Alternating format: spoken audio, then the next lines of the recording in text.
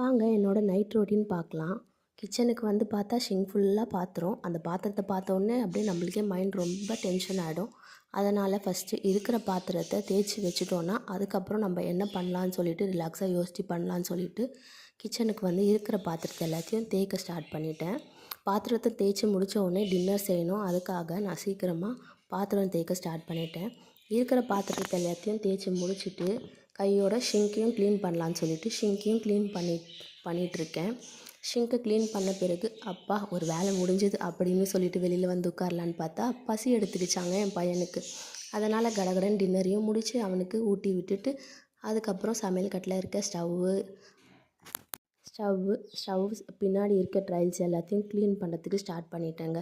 Start பண்ணி முடிச்சுட்டு அதுக்கப்புறம் இது மாதிரி இருக்க கிச்சனை பார்க்குறதுக்கு யார் யாருக்கு ரொம்ப பிடிக்கும்னு சொல்லிட்டு கமெண்ட் பண்ணிவிடுங்க. இது மாதிரி வச்சுட்டு பார்த்தீங்கன்னா காலையில் மைண்ட் ரிலாக்ஸாக இருக்கும்.